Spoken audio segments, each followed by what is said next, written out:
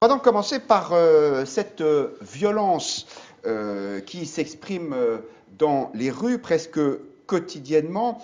Vous avez sans doute vu hier ces policiers qui s'en prenaient très durement aux pompiers. Regardez.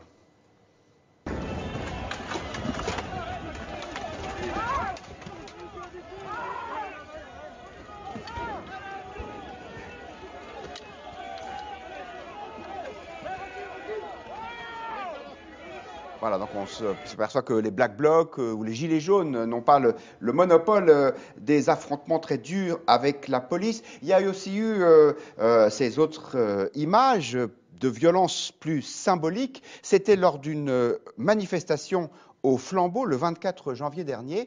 On voyait la tête du président de la République, en tout cas sa représentation, au bout d'une pique. Alors, est-ce que c'est une image faite pour frapper les médias ou est-ce que c'est quelque chose de plus grave? Écoutez le point de vue très, très fort de l'ancien garde des Sceaux, Robert Badinter. Pour lui, c'est grave.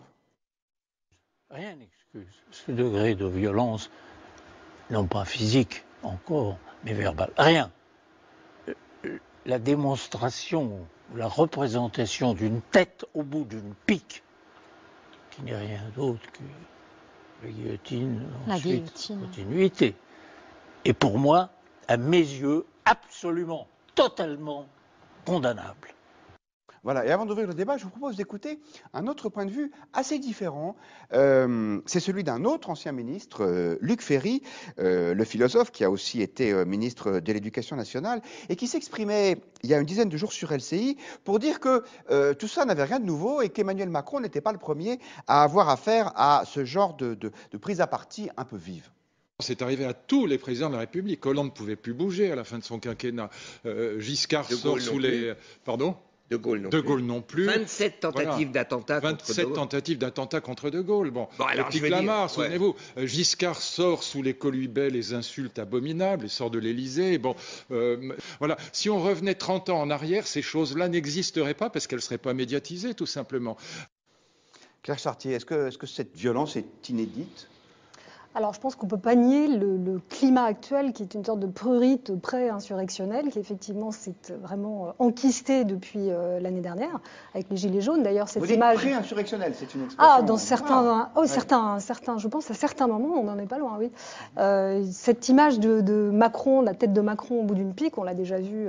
En tout cas, elle a été évoquée, même dans les slogans l'année dernière par les Gilets jaunes. Donc, il y a une forme de continuité. Je pense qu'il faut distinguer, en fait, ce qui est une violence d'une France du service public au sens large. Les enseignants qui, pour certains, ont fait la grève des copies, c'était lié à la mise en œuvre qu'ils estimaient mauvaise de la réforme du baccalauréat. Alors on peut discuter sur chacun de ces points, mais ce qu'on constate, c'est que ce sont des revendications sectorielles, essentiellement dans le secteur public, même s'il est vrai que, notamment chez les avocats, il y a aussi des revendications dans le secteur privé. Mon point, c'est qu'il me semble qu'il faut distinguer ces revendications, qui sont en effet légitimes dans une démocratie, qui doivent appeler le pouvoir politique à rentrer dans une discussion, une négociation. Même si ça distinguer. Ça vous justement, pas non, oui. Mais justement, il faut les distinguer de ces violences, parce que la manifestation d'hier, il n'y a pas eu que des violences. Il y a eu ces scènes extrêmement choquantes et qui sont d'une certaine manière une défaite de la République. Quand on voit des policiers et des pompiers qui se tapent dessus, c'est une défaite collective. Mais il n'y a pas que ça aujourd'hui dans les revendications. Et je termine simplement en disant une chose, c'est que le rôle du politique dans une période comme celle-ci, me semble-t-il, c'est d'en appeler à la responsabilité de chacun. On sort quand même d'une période où vous avez un élu du Front National qui a exprimé son opinion que le président de la République ne serait pas de France. Vous avez une ancienne candidate à la présidentielle socialiste qui explique que le pays est quasiment une dictature, un régime autoritaire. Nous sommes dans un régime autoritaire. Pour ne pas la nommer. Il faut vraiment que chacun revienne à la raison et les paroles, en l'espèce d'un ancien ministre socialiste. Vous avez oublié Jean-Luc Mélenchon qui dit aussi qu'on est dans un régime autoritaire. Ou la haine des médias chez Jean-Luc Mélenchon, on aurait pu. Mais en l'occurrence, on attend des voix et des consciences comme celle de Robert Badinter, simplement pour ramener à la raison. Il y a des revendications qui peuvent être légitimes, mais pas cette violence-là, et pas sous ces formes, en tout cas pas dans une démocratie. Alors le sujet vous passionne de toute évidence parce que nous avons beaucoup de réactions. Je vous les livre en vrac, puis après ça on demandera à Alexandre Devecchio son point de vue. Citoyen payeur nous dit, pour obtenir un droit d'écoute au sommet, les pompiers font comme les autres, ils manifestent et ça marche apparemment. Effectivement, on peut dire aussi que les Gilets jaunes ont obtenu beaucoup, en tout cas 17 milliards d'aides diverses, parce qu'ils manifestaient parfois avec violence.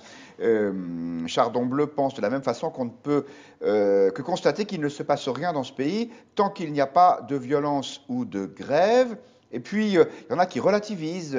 R34 qui disait les tentatives d'attentat contre De Gaulle, ah oui, ne sont comparables à rien. Une vraie guerre se déroulait à l'époque. Effectivement, donc c'était les événements d'Algérie et la situation française était peut-être encore plus tendue, certainement même. Et Babineau pense aussi que la société a toujours été violente. C'est la surmédiatisation de cette violence qui est un nouveau phénomène. Alexandre Devecchio, qu'est-ce que vous en pensez ? Déjà, dans les images, il faut distinguer les violences. La première, avec la tête au bout d'une pique, c'est une violence purement symbolique. C'est plutôt des codes de la gauche radicale qui ne sont pas les miens, mais enfin, ça existe depuis la Révolution française. Pour le coup, je suis plutôt d'accord avec Luc Ferry. Pour le coup, pendant la Révolution française, ça existait en vrai, mais c'est pas pour ça que quand on utilise ces images que ça va se traduire dans la réalité. Je crois qu'il faut distinguer justement. Comment et il faut bien un jour sortir de l'indignation, sortir de la colère. Et là, on voit bien qu'il y a une violence dans la société française, qui est une violence verbale, mais attention, la violence verbale et symbolique, elle annonce souvent des violences d'une autre nature. Et on voit bien que dans toutes les enquêtes, alors c'est très difficile d'interroger les Français, par exemple en disant est-ce que vous allez déposer une bombe, est-ce que vous allez commettre un attentat, ou est-ce que vous avez même envie de casser la figure aux forces de l'ordre. Mais dans les intentions, de dire par exemple, est-ce que vous trouvez justifié le fait qu'on occupe des bâtiments publics, le fait que l'on brûle tel ou tel symbole, ça ne cesse de monter. Et vous avez, dans la jeunesse française, un potentiel de radicalité aujourd'hui. Alors on a beaucoup parlé de la radicalité religieuse, elle est là, mais il y a un autre type de radicalité qui est une radicalité qu'on pourrait appeler politique ou infrapolitique, et qui se traduit maintenant dans tous les corps, même les corps, et vous aviez raison de le rappeler, de sapeurs-pompiers professionnels, d'ailleurs dont certains sont militaires. Vous savez que sur les 40 000, je crois, sapeurs-pompiers professionnels, il y en a tout de même 8 000 qui sont des militaires. Et ceux-là n'ont pas le droit de manifester. Ils n'ont pas le droit de manifester. Les marins-pompiers de Marseille ou les sapeurs-pompiers de Paris. Tout à fait, ils n'ont pas le droit de manifester, mais hier, vous aviez tout de même des sapeurs-pompiers qui manifestaient avec leur casque, qui n'ont pas respecté l'itinéraire prévu, qui voulaient se rendre vers le périphérique pour le bloquer. Donc il y a là tout de même quelque chose qui a changé. Quelque chose qui a changé, qui est le signe certainement d'un délitement de l'État, mais bien au-delà, je crois, d'un changement de comportement et d'attitude. Les colères sociales, aujourd'hui, ne trouvent plus aucune canalisation. Donc, elles deviennent en effet extrêmement disruptives.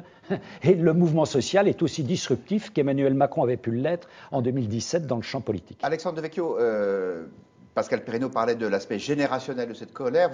Vous avez consacré un livre, ça s'appelait Les enfants du siècle, c'est ça, à cette génération peut-être plus politisée et plus radicalisée que les précédentes. Vous les revoyez là ?